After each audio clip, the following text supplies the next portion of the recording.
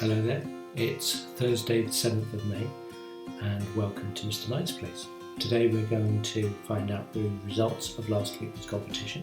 We have a new competition. We're going to find out what to do with any bananas that you have lying around that are past their best. We're going to meet Mr. Evans and see what he's going to say. We've got a little bit of good work to share with you. So let's get on. So first, the results of last week's competition. It was 3 people in disguise. The first one was Donald Trump. The second, which was the trickiest one, was Billie Eilish. And I gave a clue on the messages to say that there was a song called Bad Guy, which is Mrs. Swain's favourite song, apparently. She sings it all the time. And the third was Mr. Ellis from Year 6, and I discovered that if you cut up Mr. Ellis's face, he still looks like Mr. Ellis. You can't really hide Mr. Ellis. He's got a great face for that. So our winners, who getting all 3 right, were Kai, Zane, Jason, Natalia, Jessica, Sion, Abel and Alex, Nusrat and Tanisha. And getting 2 out of 3, which I think is just as good really, because it was so tricky, was Jared, Antonia and Dominic. So well done to you. This week's competition, tomorrow was due to be bank holiday. Well, it is bank holiday, but we would have had a day off school, and we're going to celebrate VE Day. It's 75 years since something happened. So the competition question this week is, what does VE stand for? So tomorrow is VE Day anniversary. What does VE stand for, please? Speaking of Mr. Evans, let's have a look at some of the work from some of his children. Ibitsam used this pattern to solve his number bonds to 10.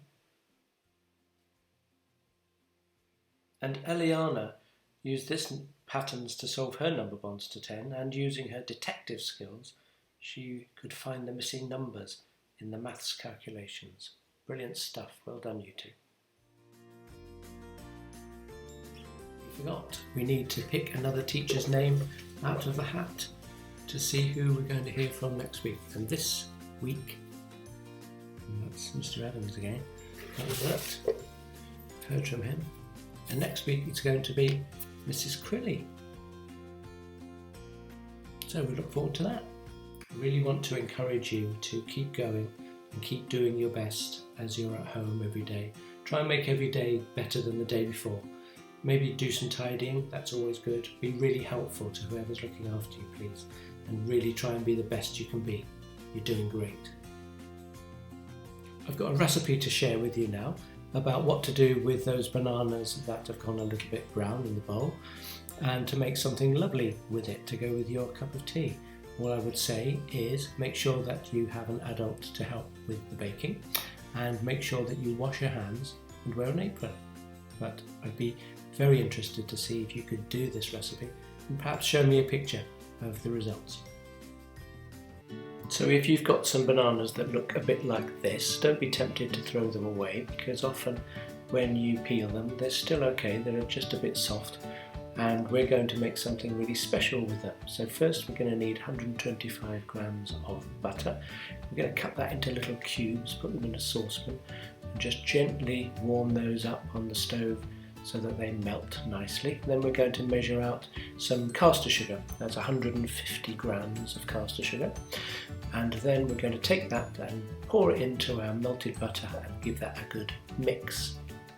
Next, we're going to take 2 eggs, and using one hand, if you can crack those into the jug, give them a little mix, and then we're going to add that to our melted butter and sugar. Give that a good stir. Turn the heat off at that point, otherwise you'll cook the eggs too soon. Now, when I've peeled all those black bananas, put them in a bowl and give them a good mush with a fork. Reminds you of baby food, really. Babies love mushed up banana, but there we are. And now we're going to get the saucepan and we're going to pour our mushed banana into the melted butter and sugar. A little half a teaspoon of vanilla extract and half a teaspoon of salt straight into the pan. and mix that in. That will help with the flavour. And now we need some flour, plain flour, 175 grams, and then 1/2 of a teaspoon of bicarbonate of soda. In that goes, and 2 teaspoons of baking powder, and in that goes to our mixture. 2 teaspoons of baking powder. Now we're going to sieve that into the saucepan, into our mixture, so that we don't get any lumps. It's really quite important that we sieve that. It takes a bit of time and can be quite messy, so watch out for that flour dust as we have a look at that. And then when it's all disappeared, mix that in, so you've got this lovely creamy gloop. Now I'm going to use a bread tin. I'm going to cover that with butter so that it doesn't stick, and then we're going to pour that into the tin. Make sure it all goes in. Scrape all of the mixture into the tin, and because I want a little variation this week, I'm going to put some chocolate chips in at this point, and I'm going to mix those in as well. So this will give us an extra dimension to our banana loaf, and then that's ready for my nice clean oven. So I'm going to put that in at 170 degrees on the fan oven. It takes quite a long time, so it takes about an hour. It could take longer, it could take just under an hour, but it's around an hour that you have to bake that for, and then out it comes, and then we put that on a cooling tray. So hopefully, because I put butter on the tin, that will come out nicely. So tip that up and just see if that's okay. Yeah, that looks baked all the way through. You can just see some chocolate chips there, so I'm pleased with that. And then when it's cool, ready to have a slice. So I'll cut through that very carefully, put it on a plate, ready to have with our cup of tea. And that's what to do if you've got some bananas that don't look too good. Well, hello Mr. Evans, how are you? Morning, yes, I'm good. It's great to see you. I love your background. Well. I love the double rainbow effect. Yes, I'm going for the happy vibe this morning. Excellent, excellent. Well, I've got some questions for you this morning, if you don't mind. And Yeah, first no, that's one, fine. we'd like to know, what do you particularly like about Wales? Oh, Because I think right. you've chosen to live here, haven't you? I have chosen to live here. So my dad is from near Aberystwyth, so I have Welsh roots. But I've chosen to live in Wales, and particularly Cardiff, because I grew up in the countryside and I've never lived in a city before. And I just love Wales and Cardiff just because it's so easy to get outside into the countryside. A little trickier at the moment. Yeah.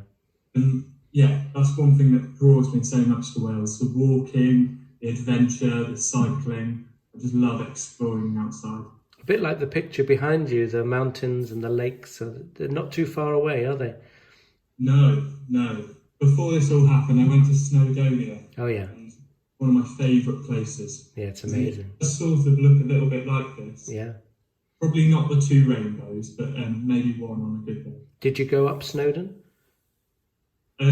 I think if I tried to go up Snowdon, I would have got blown off. It was windy. So windy.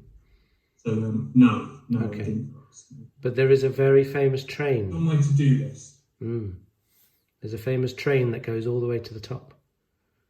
Yeah. I've been on. I think I might try and walk it rather than take the train if I give it a go. Okay.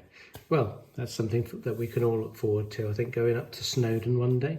Now, when you've travelled, is there anywhere we want to know that you'd like to go back to? Oh, this question I've been thinking about a lot. I've been very lucky to go to lots of different places. One place that I probably always go back to, if given the opportunity to go on holiday, is Italy. And I know we have a few Italian staff members, but I absolutely love it in Italy. I love the food.